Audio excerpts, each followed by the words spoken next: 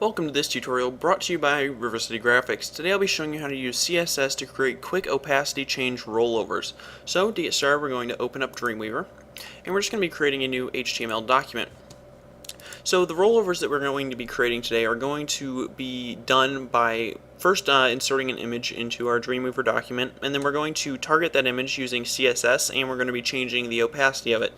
So to get started, we're just going to take and go into our body tag, hit enter a couple times to give you some space, and then we're just going to take and insert an image.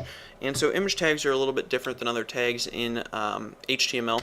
So you just type an open bracket img space slash close bracket. So it doesn't have an open tag and a closing tag like say the body would. You just kind of have one whole tag. And so after the G in image, you're just going to hit space and then type src, enter, and then enter again, and then we're going to take and choose an image. So I'm just going to save it real quick, and we can just call it a test.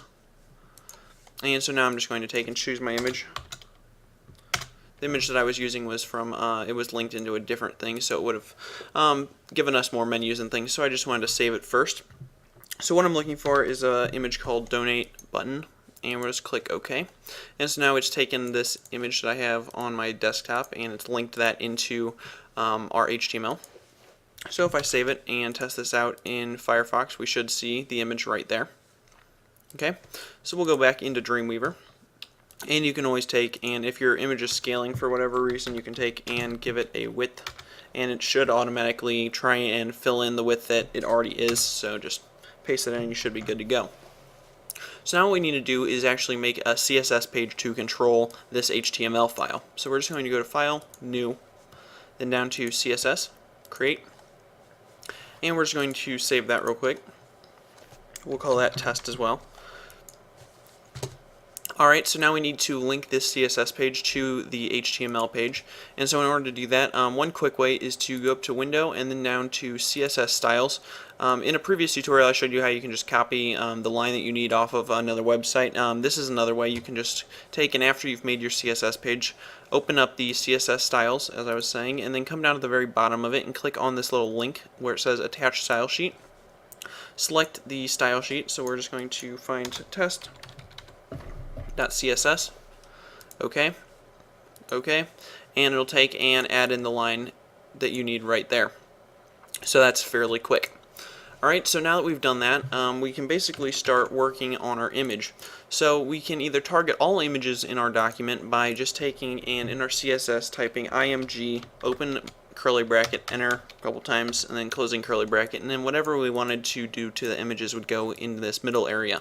But normally you're probably not wanting to do that to all images. You're going to want to have a rollover on a specific image, just the ones that are buttons, not the ones that are like for content. So the way that we can do that is by actually specifying within our image that it's different, and the way that we can do that is just by giving it a class or an ID. And so we're just going to give it an ID for the purposes of this tutorial, but classes work in the same way. So we're just going to hit space in there right after the G, and we're just going to type ID equals and then two quotes, and inside of here we can just come up with a name. We can just call it like rollover and then BTN. Now, whatever name you give it doesn't matter, just remember what it is so that you can use it within your CSS. So we're just going to take and copy that, go over to our CSS, and I'm just going to save this real quick. Now go over to the CSS, and what we're going to do is write out that rule for that specific image. So what we're going to do is hit the pound key, so Shift 3, it's also the number sign, and then just paste in what you copied from over in your HTML file. So we have hashtag rollover button. Okay, so then we're going to, at the end of that, have an open curly bracket, hit enter a couple times, closing curly bracket, and now inside of there we're actually going to change the opacity for our rollover. So the way that we can do this is with two lines of code. So we're just going to say opacity, alright, and then a colon, and then we can just say like 0.4, and I'll explain what that means in a minute, and then hit a semicolon, and then for most cases this will work, but if you're using Internet Explorer and it's like newer than Internet Explorer 8, then you'll need this extra line as well. So it's always good to just put them both because you don't really want to mess around with having some users see it and some not. So we're typing filter and then colon and alpha, and then an open parenthesis, and then opacity equals, and then you're just going to type 40 right here, closing parenthesis, and then a semicolon. Alright, so the way that this works is it's basically reducing our image to 40% opacity, so it's going to be significantly reduced. The closer to 0.1 or the closer to 10 on this one that you get, the more you're not going to be able to see your image. So again, you're going to want to change these. Where it says 4 right here, that means 40. So if you change this to a 3, this would be 30. So just keep that in mind. So we're just going to save it, and it's not going to be exactly what we want, but I'm going to show you how we can fix that. As you can see that it has taken our image and it has reduced the opacity. Here was the before and here's the after. Now the reason that it did this was because we didn't actually tell it to do it on rollover, we just kind of assigned it to do it all the time.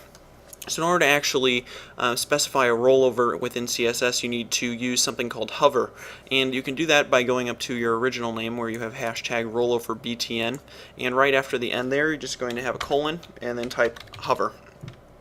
And so hover is basically when your mouse is hovering over it, or in real terms it's actually rolling over it. So I don't know why they call it hover. I guess it's just easy to, it's a short word.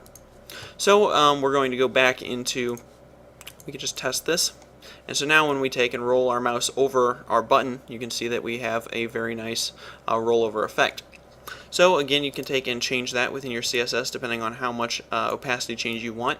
I really like this method for creating rollovers. It's simple. I'm a big fan of the actual opacity change rollovers, and before I actually knew that you could do this with CSS, I'd always make two images. I'd make one like this and I'd make one like this, and kind of try and flip between them with JavaScript or using harder CSS. So this is a really easy way to create simple rollover buttons, and is pretty quick. So I hope you guys learned something in this tutorial. Don't forget to subscribe, rate, and comment, and I'll see you next week with a new video tutorial. Thanks for watching.